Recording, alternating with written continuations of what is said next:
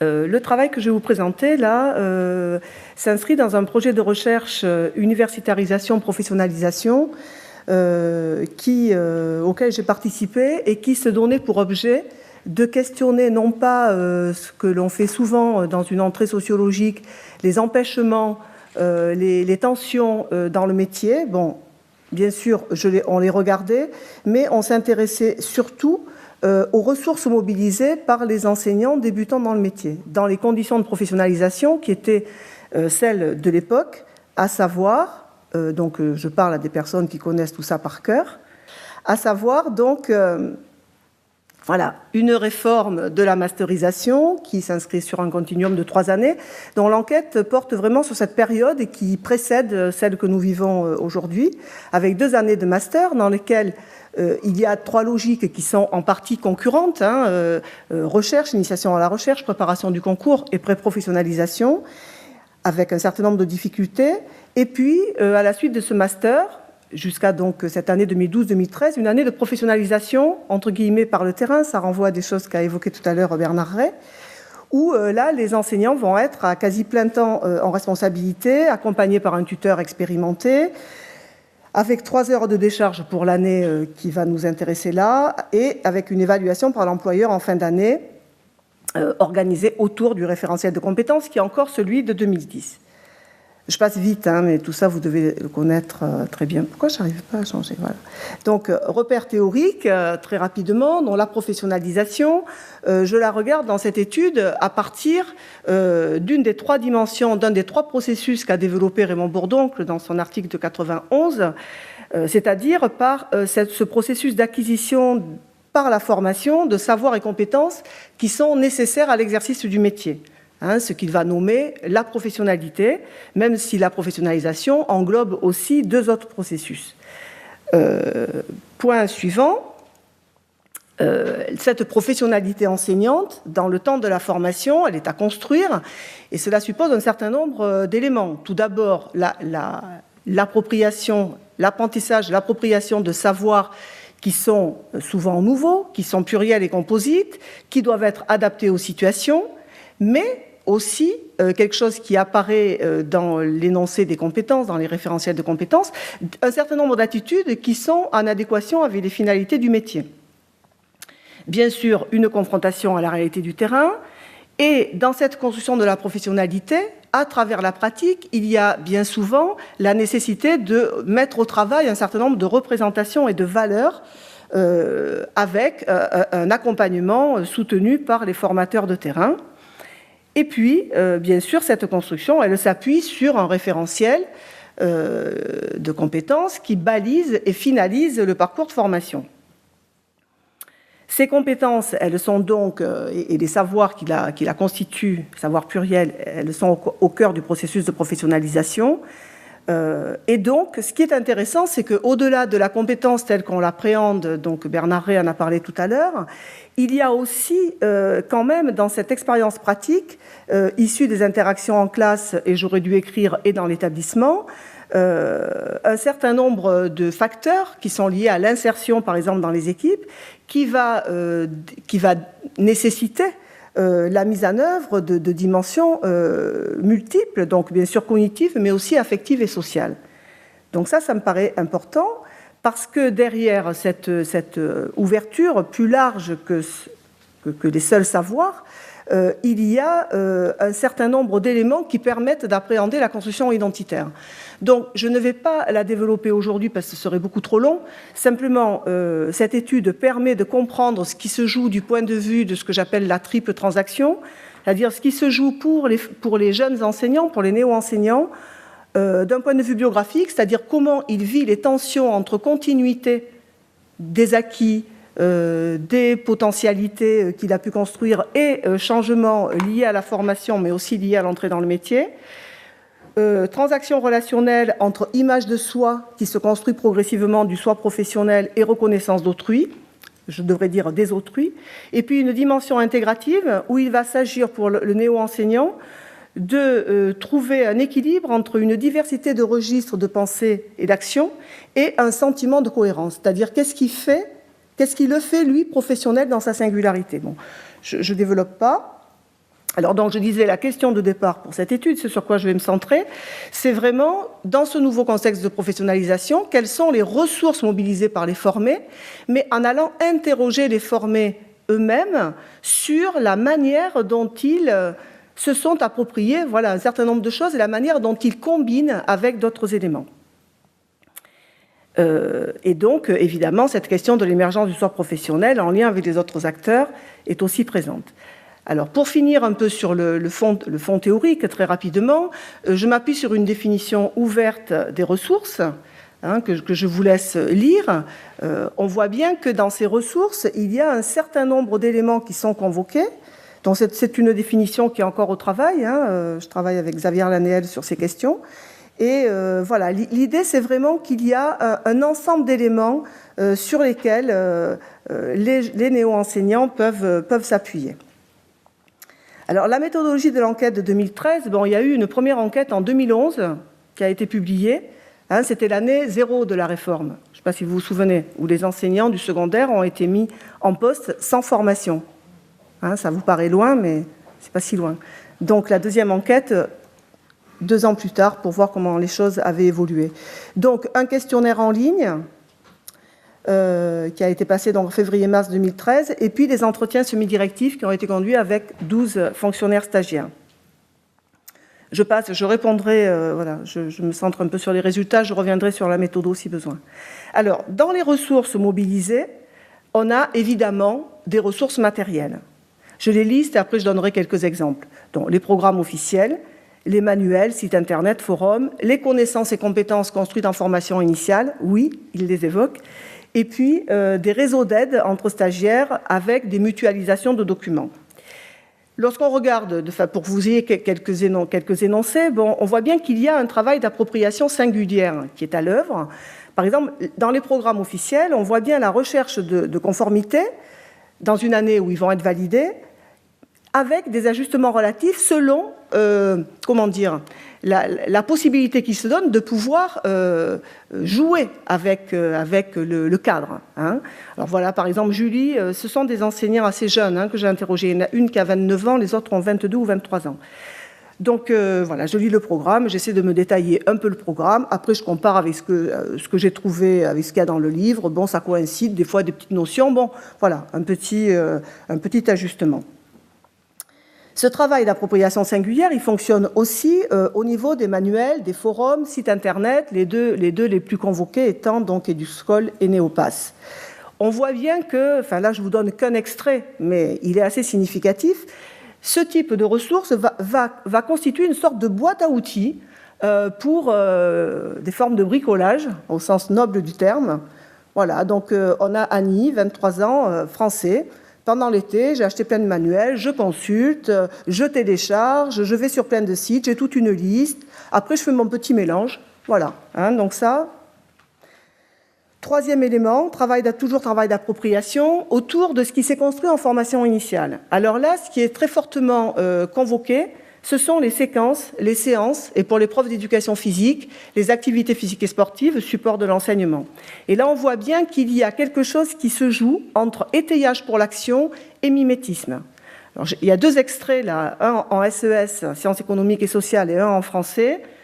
Voilà, on voit bien qu'il y a cette nécessité de s'adosser à des constructions qui se sont faites durant la formation initiale et qui vont parfois être utilisées presque de façon intégrale, au moins dans un premier temps, pour pouvoir se lancer et faire face à l'ensemble des préparations. Là, on était plutôt sur cette question des ressources matérielles.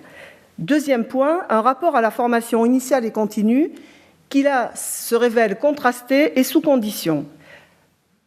Petite diapo, lorsqu'on interroge ces néo-enseignants sur la formation initiale, à peu près la moitié la trouve bonne ou excellente et l'autre moitié insuffisante ou inadaptée. je ne rentre pas dans les détails, je n'ai pas le temps.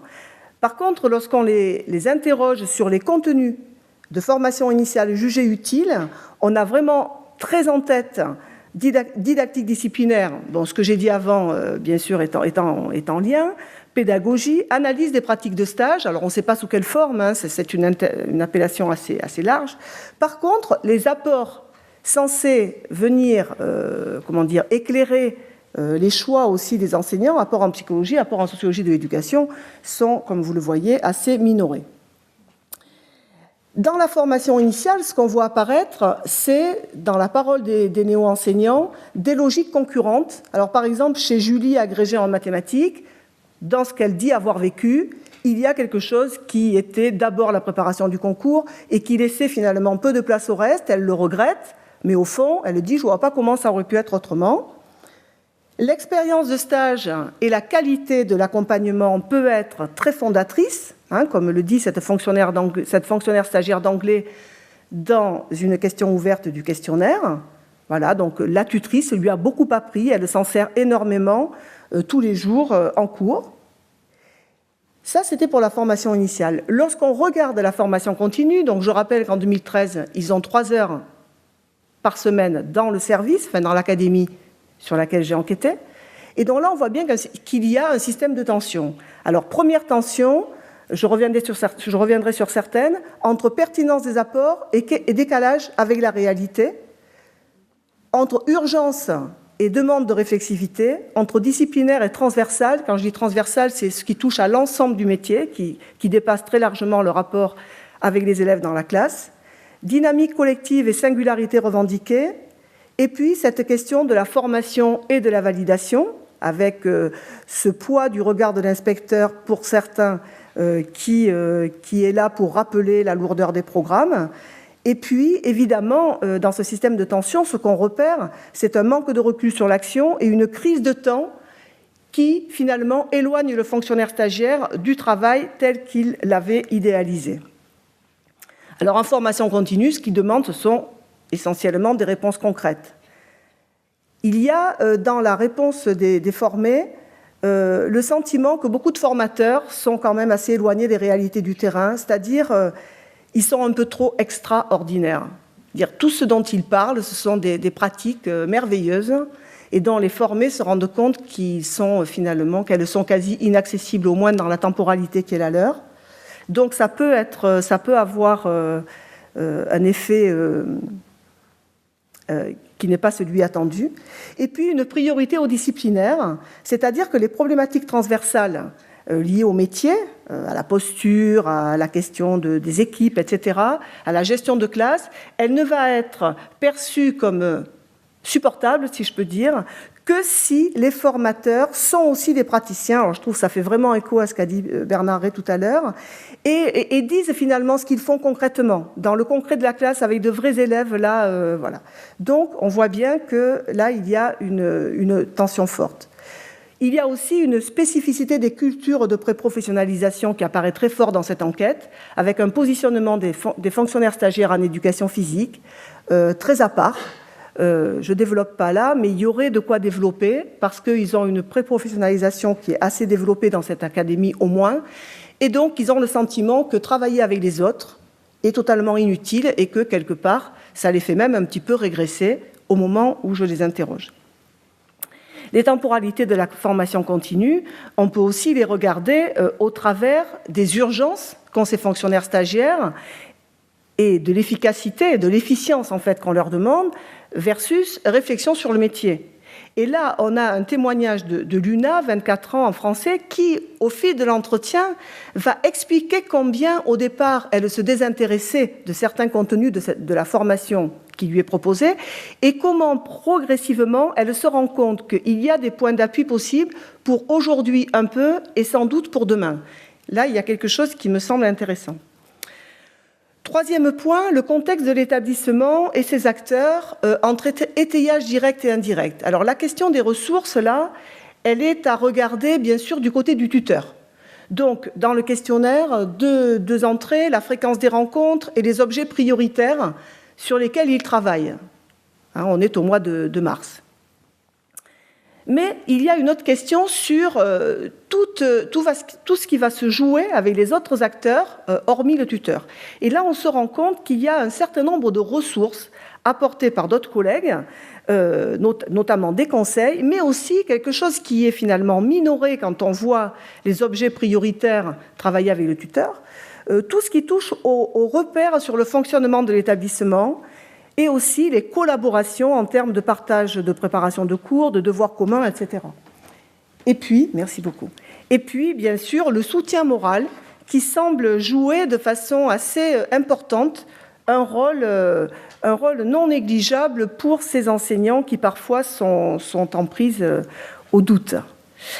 Alors, il me reste 5 minutes sur un point qui m'est apparu plus fort dans cette étude, c'est cette question des élèves qui peuvent être considérés, au moins dans l'enquête menée, à la fois comme un obstacle, c'est-à-dire un obstacle entre ce que j'ai projeté de faire avec eux et ce que réellement je peux faire, et en même temps un moteur de l'action. Donc, ce tableau reprend simplement des mots-clés. Si je vais plus précisément dans les explications, on a une mobilisation très forte de ces enseignants débutants autour d'idéaux professionnels. Il y a un certain nombre de questions. Qu'est-ce qu'ils mettent en avant? Pour eux, un enseignant, c'est d'abord une personne qui sait susciter le désir d'apprendre, veiller à la progression des élèves, voilà, transmettre, maîtriser et transmettre. Il doit avoir aussi certaines qualités qui sont énoncées. Et puis, lorsqu'on les interroge sur les progrès repérés, ils ont fait des progrès dans un certain nombre de registres, mais ce qu'ils énoncent aussi, c'est un écart avec ces idéaux. Leur pratique n'est pas à la hauteur de ce qu'ils espéraient. Et dans ces difficultés, bien sûr, on voit bien que la question de l'élève est très présente. Enfin, je dis ça rapidement, mais tous ces enseignants sont quand même issus du collège unique. La question de l'hétérogénéité, comme Rayou et Van Zanten l'ont déjà écrit en 2004, elle est présente. C'est une dimension, ils savent qu'ils devront faire avec. Par contre, ils n'y arrivent pas forcément. Et donc cet écart-là, il est assez compliqué à gérer pour certains d'entre eux. Et on voit d'ailleurs que les moments dits de réussite, puisque je leur demandais de raconter des moments qui, de leur point de vue, étaient réussis, sont très liés justement à cet engagement des élèves dans les tâches proposées, à des formes de réussite, même partielles. Et les moments difficiles, bien sûr, portent le plus souvent sur des malentendus avec l'élève. Il y a cette préoccupation récurrente qui est de faire progresser leurs élèves avec une difficulté à y parvenir. Et lorsqu'ils y parviennent, même partiellement, c'est-à-dire un élève qui avait toujours 5, qui un jour a 10, un élève qui avait donné le sentiment d'être absent, présent, absent au cours, qui d'un coup va s'intéresser ou s'engager dans une tâche, ces petites choses vont être des moteurs puissants pour l'action et devenir, de ce point de vue-là, une ressource parce qu'elles vont renforcer aussi un sentiment de légitimité. Et de ce point de vue-là, elles vont constituer une ressource psycho-affective aussi qui nourrit le désir de progresser. Bon, je vais vite, je suis désolée. Voilà 2 exemples de moments jugés réussis. Voilà, tous participaient, ils me posaient des questions. On a fait une question rapide sur une factorisation. Une élève qui a des difficultés m'a dit « Madame, on en refait une ». Parce qu'elle avait compris qu'elle voulait réinvestir. Enfin, ils participaient bien, c'était vraiment très agréable. De plus, c'était des élèves généralement en difficulté. Bon, on voit bien ce que ça renvoie aussi à l'enseignant en termes de légitimité et d'utilité. Voilà, un deuxième exemple, je passe. Et donc, ce qui apparaît là, c'est que cette tension entre idéaux et difficultés et les évolutions qu'ils perçoivent vont participer aussi, vont fonctionner en boucle et vont participer d'un travail identitaire dans le temps de construction de la professionnalité enseignante. Alors, 2 diapos pour finir. Au niveau de la discussion, qu'est-ce qu'on peut repérer? L'entrée dans le métier suppose la mobilisation de ressources, mais ces ressources, elles sont plurielles et combinées. Alors, il y a celles qui sont facilement repérables, quand je vous dis Internet et manuels scolaires, évidemment, ça, tout le monde le sait. Mais il y en a qui fonctionnent, de mon point de vue, comme des étayages discrets, difficiles, avec une faute, à nommer, mais qui participent vraiment à un équilibre relatif, mais acceptable pour le néo-professionnel. Donc, on pourrait dire aussi des ressources indirectes, et puis des ressources personnelles. Et quand je dis personnelles, c'est comment je vais, en tant que néo-professionnel, mobiliser des potentialités que j'ai pu construire en formation ou ailleurs, mais aussi mobiliser des ressources liées aux interactions avec les autres. Et donc, on voit bien qu'il y a aussi une évolution dans le temps et en fonction des contextes.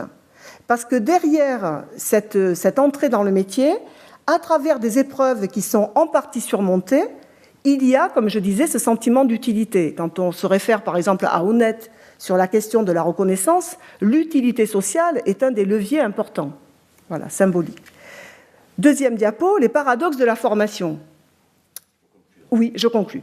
Paradoxe de la formation, donc une formation qui est relativement critiquée, mais en même temps, pour l'avenir proche, la volonté de continuer à se former parce qu'il voit bien qu'il y a quelque chose qui se joue dans le non-isolement et dans la mise justement à distance, dans la distanciation des pratiques. Donc bien sûr, pour moi, ça questionne la tension entre le praticien réflexif prôné en formation et l'urgence des commencements.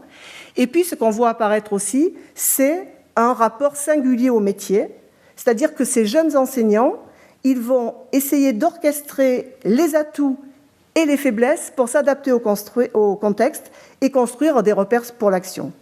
Voilà, et donc je vous remercie et je vous quitte momentanément sur ces deux ouvertures que je ne traiterai pas là, je n'ai pas le temps. Merci pour votre attention, merci.